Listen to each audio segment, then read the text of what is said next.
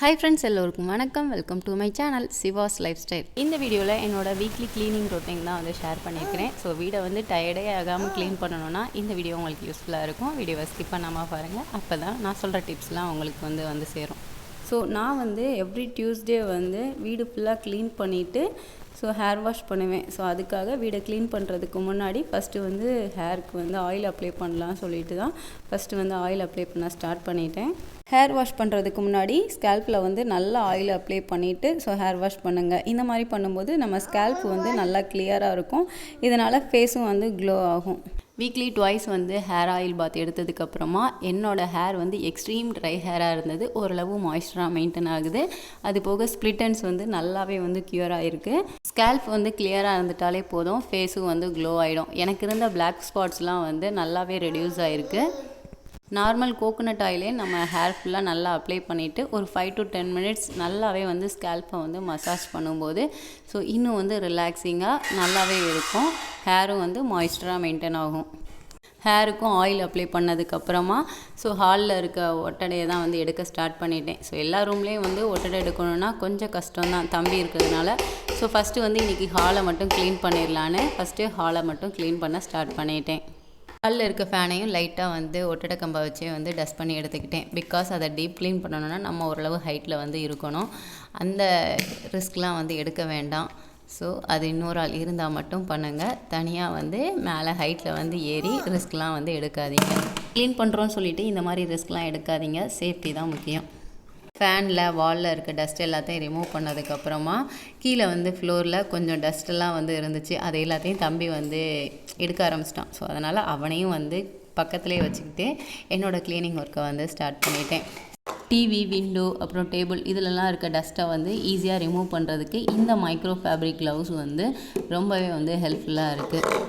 விண்டோவில் இருக்கிற டஸ்ட் எல்லாத்தையும் ரிமூவ் பண்ணுறதுக்கு ஈஸியாக இருக்குது. விண்டோவில் நெட்டு போட்டிருக்கிறதுனால அதில் வந்து டஸ்ட் எல்லாமே வந்து கலெக்ட் ஆகிக்கிடுது. அது எல்லாத்தையும் வந்து இது ஈஸியாகவே வந்து ரிமூவ் பண்ணி கொடுத்துருது. சம்டைம்ஸ் வந்து பவர் கட் ஆகிற டைமில் வந்து நமக்கு தேவைப்படுற ஒரே விஷயம் வந்து விசிறி தான். அதை வந்து எங்கேயாவது வச்சுட்டு மறந்து போயிடுறேன். அப்போ வந்து தேட வேண்டியது இருக்குது. சம்டைம்ஸ் பசங்க வந்து எங்கேயாவது போட்டுருதாங்க. அதனால் வந்து அதை வந்து பத்திரமா இந்த விண்டோக்குள்ளே வந்து மறைச்சி வச்சுருக்கேன். அக்சஸ் பண்ணுறதுக்கு ஈஸியாக இருக்குது.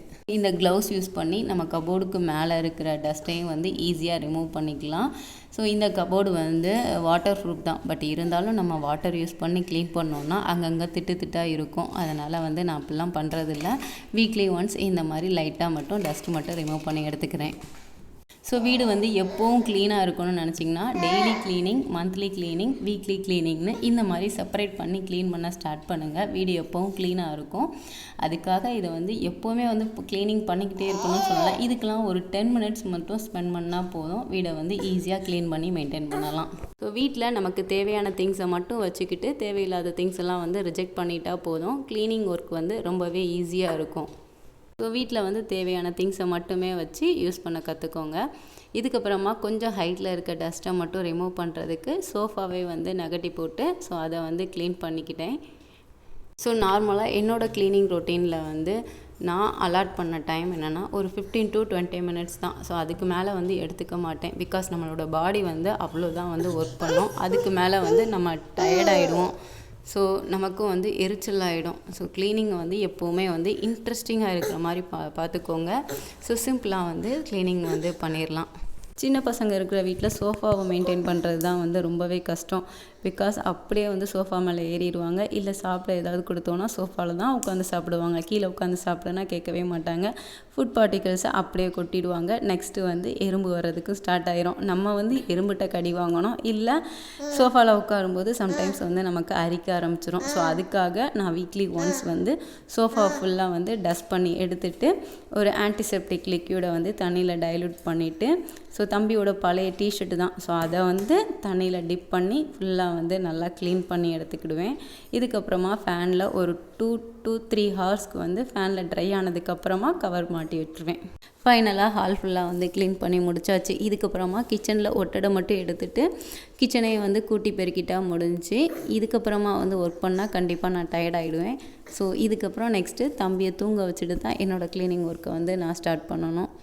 இதுக்கப்புறமா ஹெவியாக க்ளீனிங் ஒர்க் எதுவும் இல்லை, சிங்கில் இருக்க பாத்திரத்தை மட்டும் க்ளீன் பண்ணிட்டா என்னோடய ஒரு 90% ஒர்க்கு வந்து கம்ப்ளீட் ஆகிடும். நெக்ஸ்ட்டு கவுண்டர் டாப்பு, அடுப்பு, அது பக்கத்தில் இருக்க திங்ஸ் எல்லாத்தையும் வந்து நீட்டாக ஒரு வெட் கிளாத்தை வச்சு சும்மா சிம்பிளாக வந்து க்ளீன் பண்ணி எடுத்துக்கிறேன். இந்த க்ளீனிங் ஒர்க் வந்து ரெகுலராக எப்போவுமே வந்து குக்கிங் பண்ணதுக்கப்புறமா வந்து பண்ணுறது தான். பிகாஸ் இந்த மாதிரி ஒரு 2 மினிட்ஸ் மட்டும் லைட்டாக வந்து நம்ம தொடச்சி எடுத்துக்கிட்டோன்னா போதும், கிச்சன் வந்து எப்போவும் க்ளீனாக மெயின்டைன் ஆகும். நெக்ஸ்ட்டு தம்பியையும் குளிப்பாட்டிட்டு ஸோ அவனுக்கு பால் ஆற்றி கொடுத்துட்டு அவனை தூங்க வச்சுட்டு தான் நெக்ஸ்ட் என்னோடய க்ளீனிங் ஒர்க்கை வந்து நான் ஸ்டார்ட் பண்ணணும். சிங்கில் இருக்க பாத்திரத்தை அப்பப்போ க்ளீன் பண்ணிட்டோன்னா ஸோ ஹெவியாக வந்து எந்த ஒர்க்கும் வந்து நம்ம பண்ண வேண்டாம். பிகாஸ் நம்ம பண்ணுற பெரிய தப்பே நம்ம அப்படியே சிங்கில் வந்து பாத்திரத்தை சேர்த்துட்டோன்னா அது வந்து மழை போல் வந்து அப்படியே சேர்ந்துடும். நெக்ஸ்ட்டு நம்ம க்ளீன் பண்ணுறதுக்கு கொஞ்சம் வந்து டல்லாகவே இருக்கும். அதுக்கப்புறமா வந்து நம்மளோட சோம்பேறித்தனம் தான் வந்து அதிகமாகும். அதனால் எப்போவுமே வந்து சிங்கை வந்து க்ளீனாக வச்சுக்க ட்ரை பண்ணுங்கள். சிங்கில் மட்டும் பாத்திரம் சேர விடாமல் பார்த்துக்கோங்க. ஸோ இதை மட்டும் கொஞ்சம் கேர்ஃபுல்லாக வந்து ஹேண்டில் பண்ணிட்டா போதும், நமக்கான ஃப்ரீ டைம் வந்து நிறையா இருக்கும்.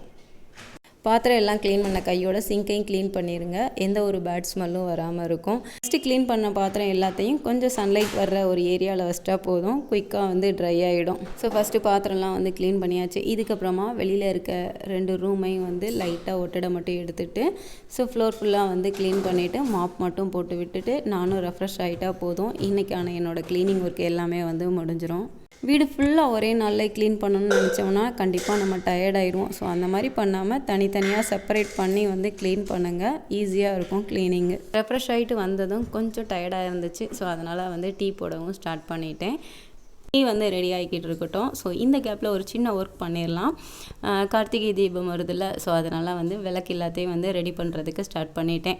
என்கிட்ட பழைய மண் விளக்கு வந்து இருந்துச்சு, முந்தின கார்த்திகைக்கெலாம் வாங்கினது. ஸோ ஒவ்வொரு கார்த்திகைக்கும் வந்து புது விளக்கு வந்து வாங்கணும்னு சொல்லுவாங்க. அதனால் இந்த வருஷ கார்த்திகைக்கு வந்து எக்ஸ்ட்ராவாக வந்து மண் விளக்கு வந்து வாங்கியிருந்தேன்.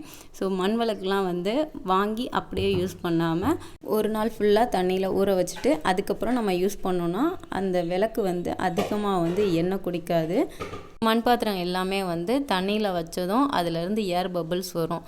அது எதனாலனா அதில் இருக்க கேப் எல்லாமே வந்து ஃபில் ஆகி ஸோ அதிலேருந்து ஏர் வந்து வர ஸ்டார்ட் ஆகும். எந்த மண் பாத்திரம் யூஸ் பண்ணுறதா இருந்தாலும் ஒரு 24 ஹவர்ஸ் வந்து தண்ணியில் வந்து நல்லா ஊற வச்சு எடுத்துக்கோங்க. அதுக்கப்புறமா அதை பழக்க ஸ்டார்ட் பண்ணலாம். பழைய மண் விளக்கு எல்லாத்தையும் வந்து இது கூடவே ஊற வச்சுட்டு ஸோ நல்லா ட்ரை ஆனதுக்கப்புறமா வந்து யூஸ் பண்ண ஸ்டார்ட் பண்ணலாம். திருக்கார்த்திகை அப்போ தீபம் ஏற்றுறோம். என்னென்னா இருள் மறைந்து ஒளிரட்டும். ஸோ வெளிச்சம் உண்டாகினா கண்டிப்பாக அது வந்து ஒரு பாசிட்டிவ் வைப்ஸ்.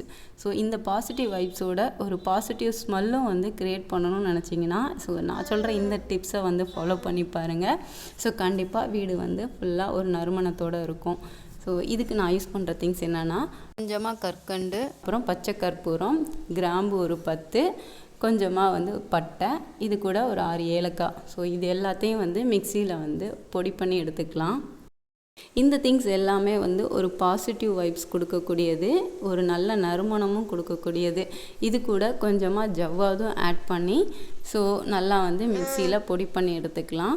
இது வந்து ஒரு ஃபைன் பவுடரெலாம் கிடைக்காது, கொஞ்சம் திப்பி திப்பியாக தான் இருக்கும் ஏலக்காய்லாம் ஆட் பண்ணனால.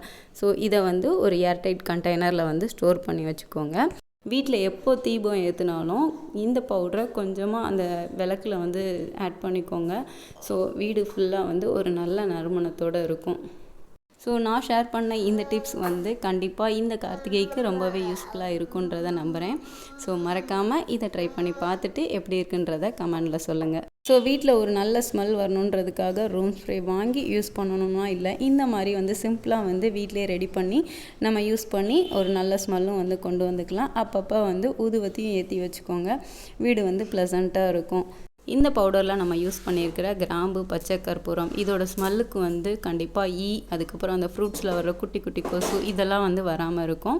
ஸோ இந்த மாதிரி சின்ன சின்ன விஷயங்கள்லாம் வந்து நம்ம ஃபாலோ பண்ணும்போது வீடை க்ளீனாக மட்டும் இல்லை ஒரு குட் ஸ்மெல்லோடையும் வந்து மெயின்டைன் பண்ணலாம். இதோட வீடியோவை முடிச்சுக்கிறேன். வீடியோ பிடிச்சிருந்தா வீடியோக்கு ஒரு லைக் கொடுங்க, மறக்காமல் நம்ம சேனலை சப்ஸ்கிரைப் பண்ணி சப்போர்ட் பண்ணுங்கள். நெக்ஸ்ட் ஒரு இன்ட்ரெஸ்டிங் வீடியோவில் மீட் பண்ணலாம். See you, bye bye, take care, thanks for watching.